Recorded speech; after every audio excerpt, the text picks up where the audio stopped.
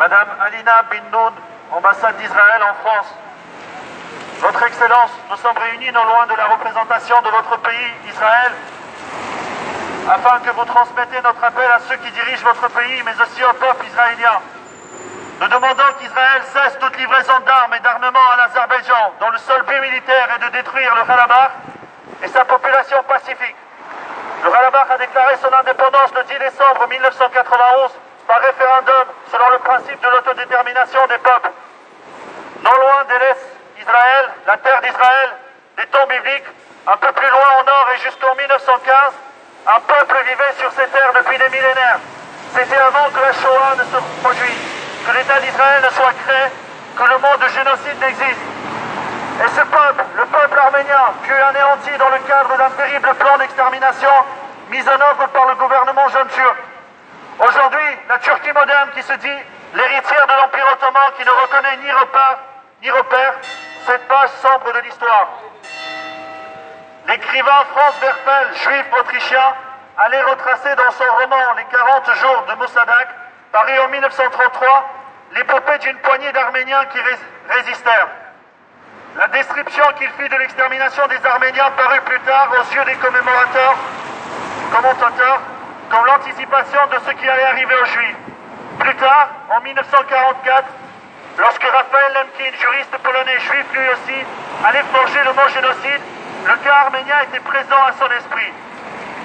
C'est dire, à travers ces deux personnalités, mais il y en a tant d'autres, à quel point le peuple juif est un peuple frère pour le peuple arménien et combien il a su exprimer cette solidarité des ébranlés, pour reprendre les termes chers au philosophe tchèque Jan Patočka. Madame l'ambassadrice, nous tous ici, réunis non loin de la représentation de votre pays, sommes comme vous, dont les grands-parents furent déportés depuis la Hongrie dans le camp d'Auschwitz, où ils disparurent. Nous sommes des descendants de rescapés d'un génocide. Aujourd'hui, non loin d'Israël, plus au nord, cis à l'Arménie, il existe une terre arménienne résistante, le Karabakh. La population de cette terre est menacée d'extermination par l'Azerbaïdjan, pays dirigé par le dictateur assassin Ilham Aliyev, dont l'allié la Turquie promet l'apocalypse aux Arméniens. Ilham Aliyev n'a jamais caché sa volonté de détruire les Arméniens. Lorsque l'officier azéri Ramil Safarov assassine un coup de hache à un militaire arménien pendant son sommeil lors d'un stage de l'OTAN à Budapest, de retour dans son pays,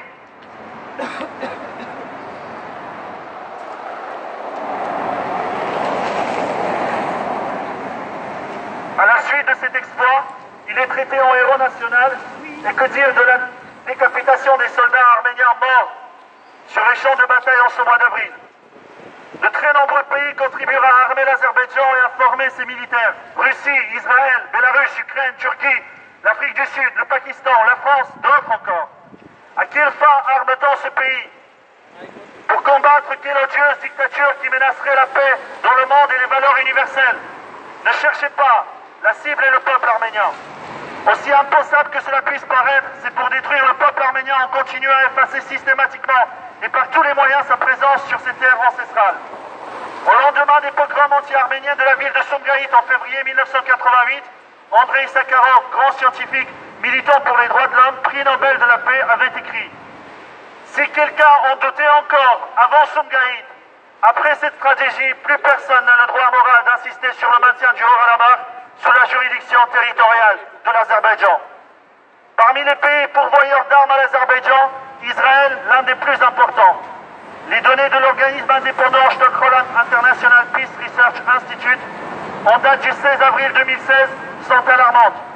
Le contrat de fourniture d'armes par Israël-Azerbaïdjan s'élève à la somme colossale de 5 milliards de dollars. Madame l'ambassadrice, Israël doit cesser ses livraisons d'armes à l'Azerbaïdjan parce que le peuple du Karabakh, comme tous les autres peuples, a le droit de vivre.